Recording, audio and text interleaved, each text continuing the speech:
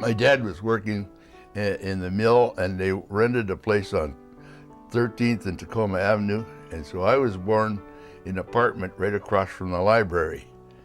They decided to go work in the woods because there was more money, and so they moved to National, and they lived in a company house for the National Lumber Company, and we lived in this house, and it was outdoor toilets and 3 feet of snow, and there was cougars running around. It was really interesting, and here I was, lucky to be there, 4 years old, and have a memory to remember all the things.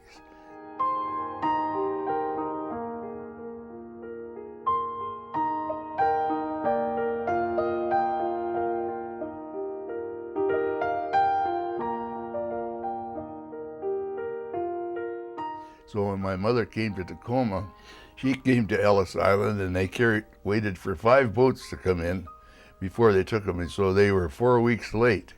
And my dad went every night to the railroad station to meet her, and she never showed up. And 4 weeks late, she came one day at 1:40 in the morning in the raining, cats and dogs. She got off at Union Station, and there was nobody to meet her, and she started walking uptown, couldn't talk English.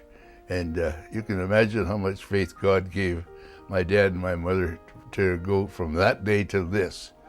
And they said they never saw so many people in their life that did everything their bones told them what to do, instead of doing what God said would be the right thing to do.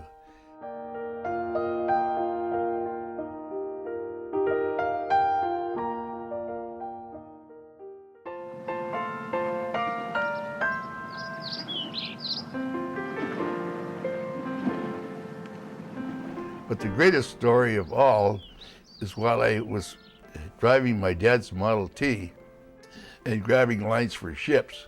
We would go at 1 o'clock in the morning, and they had a line crew of 4 of us when we grabbed the lines on the front end of the ship and then the back.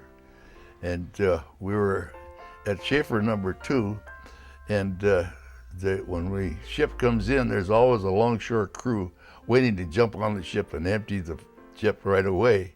So at 1:30 in the morning, and the pilot, when he comes in with a boat, wants to ride uptown. Instead of buying a taxi cab, he said, "Can I ride with you?" And I said, "Jump in the front seat." So he's in the front seat, and I got 3 line grabbers in the back seat. And I put it in reverse, and the reverse pedal sticks. When the bands wear out, they stick and they stay. You can't get it out of gear unless you reach way down and grab it. And I couldn't get down there. So I'm backing up wildly, and I back clear off the dock, and I'm hanging 100 feet up in the air from a tide with 3 guys in the back seat and 2 in the front seat, and everybody's screaming, "Don't move, don't move." And the longshoremen came with 10 on each side, and they pick up that Model T and put it back on the dock, and I drive uptown.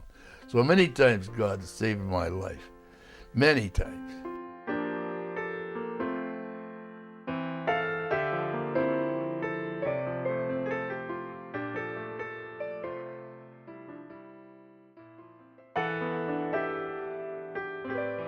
We were in the school. There's 500 kids, and we opened up Jason Lee's Intermediate, and they have a study hall. There are 150 kids in the study hall. Her name is Nasser, N-A, mine is Munson, M-O. I'm the last of the M's. She's the first of the N's. I look around and I say, "Hell, I'm going to get you a husband." That's all there is to it. So then I got to walk her home at night, and pretty soon I'm walking her to school at Stadium, and I get off the streetcar, and her dad is a nice guy, and she's cooking bread, and my folks and all of us were very enthused about Olga and me going, and never thought we'd ever get married. Suddenly, they never broke off, and she's coming down to Foss Company, and we had a wonderful 6 years before we got married.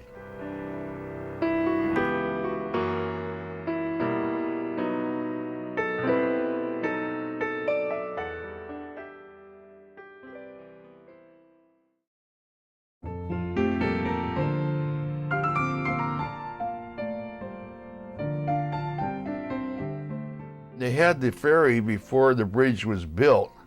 The crew on the ferry were hardworking people, and so they built the bridge. The ones that got the toll collectors' jobs were people that worked on the ferry. So when they built the bridge and they opened the bridge, Dolph Eastwood was a Norwegian in the toll booth, and he was married to Elizabeth Peterson from Purdy. So it was just like a big family. When I came the morning the bridge fell, I had a truck, 1.5 tons. My friend Al Robeck had the gas station on 11th Street. He filled me up and I owed him $12. And I said, they'd pay you, when I get back. And I got to the toll booth and it was Dolph Eastwood. And I gave him my $1. And being Norwegian, he gave me 2 50-cent pieces back.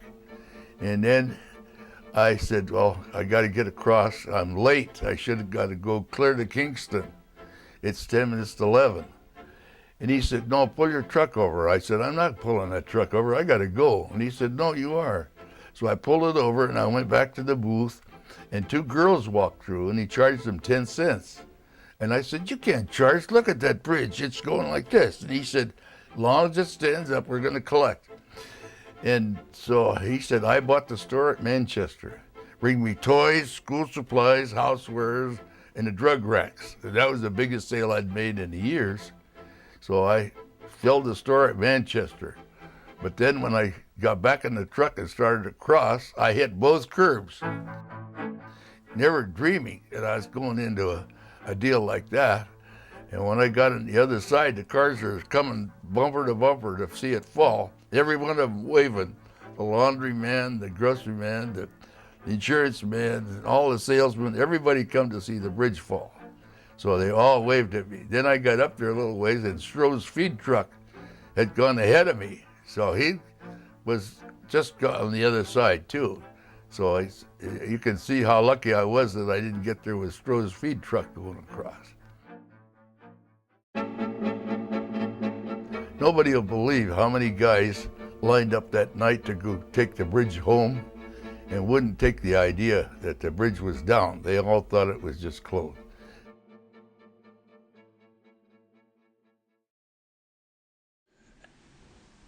As one ship sails east and one sails west with the very same wind that blows, it's the set of the sail and not the gale that decides which way it goes.